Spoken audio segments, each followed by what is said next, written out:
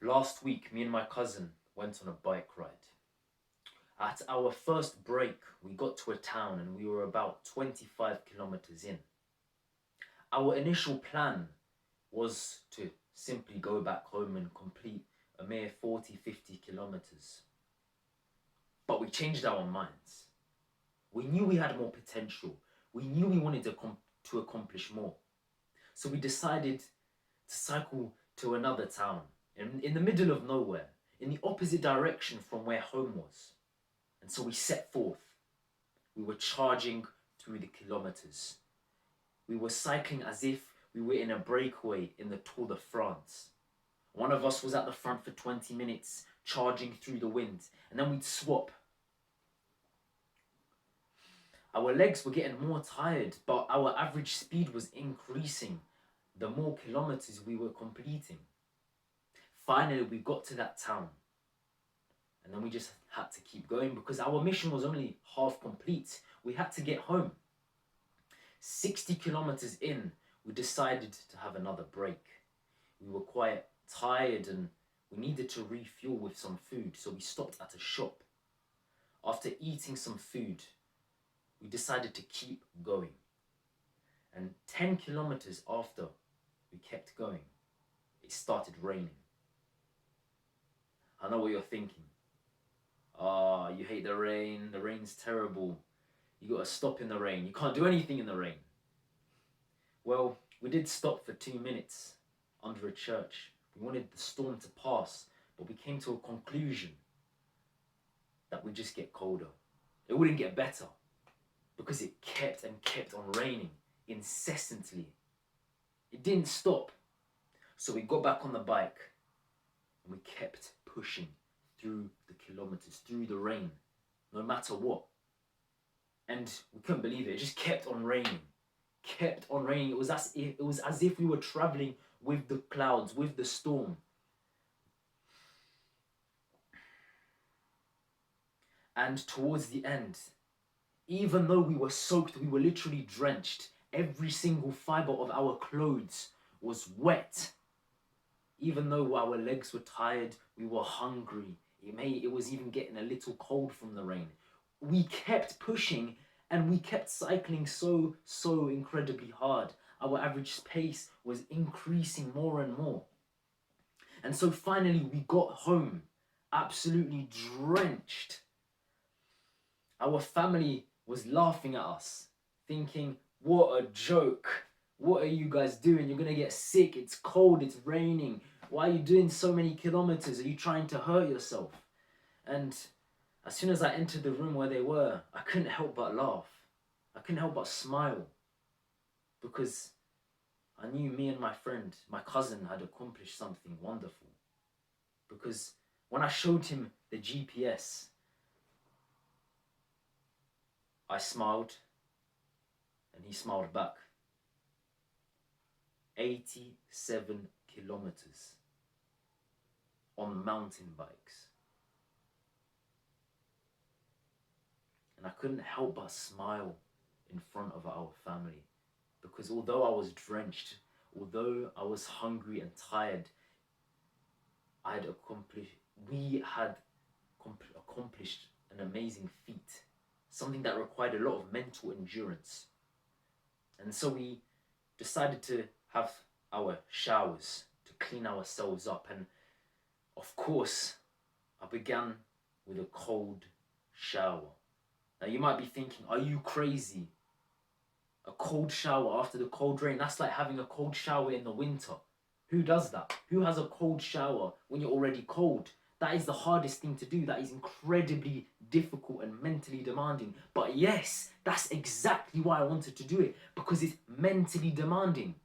That's the only time when you progress. You have to put yourself in uncomfortable situations to grow. And when I was having that cold shower, I just kept smiling. I was so happy with myself. 87 kilometers on mountain bikes in the rain for the last hour, the last 30 kilometers. And I came to this realization. I came to a realization which told me Mental endurance can only be trained when the conditions are extreme and when your physical capabilities are exhausted, when you're tired, when you don't feel like doing it, when it's cold, when it's too hot. That is the prime condition for your mentality, for your mental edge to sharpen.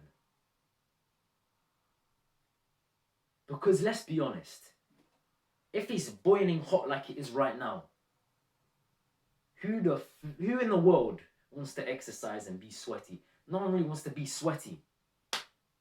It's gross, it's sticky, it's not comfortable. But the fact is, you have to be uncomfortable if you want to grow. It is a must. If it starts raining, no one wants to exercise. Everyone's mood is ruined. Everyone is indoors.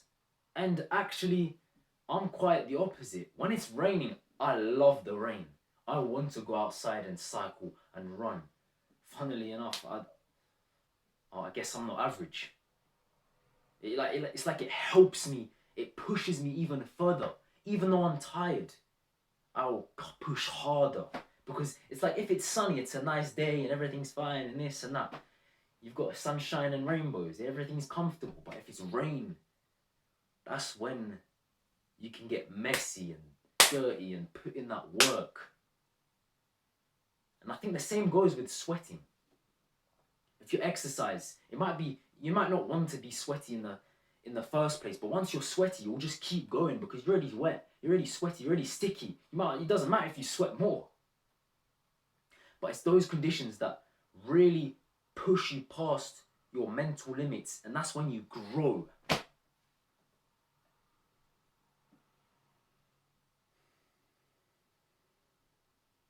Mental endurance, long distance. You can't really train mental endurance when you're doing a 1 rep max bench press, because all it is really down to your strength.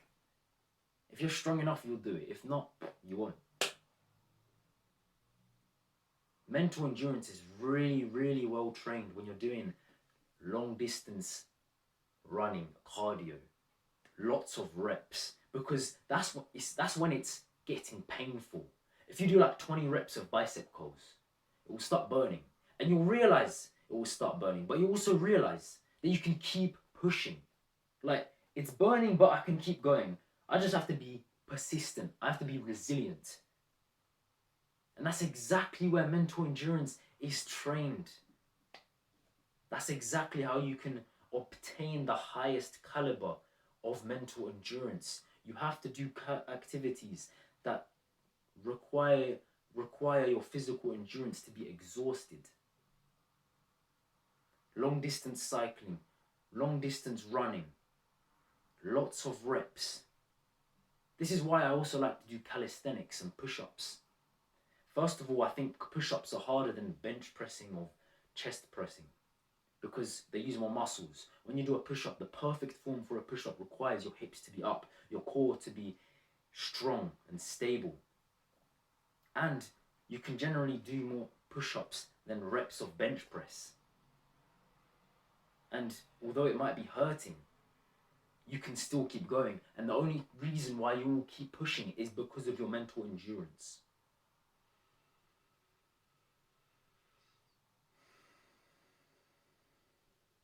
Remember this, guys. Mental endurance can only be trained when your physical capabilities, when your energy is exhausted. Accept, adapt, and overcome!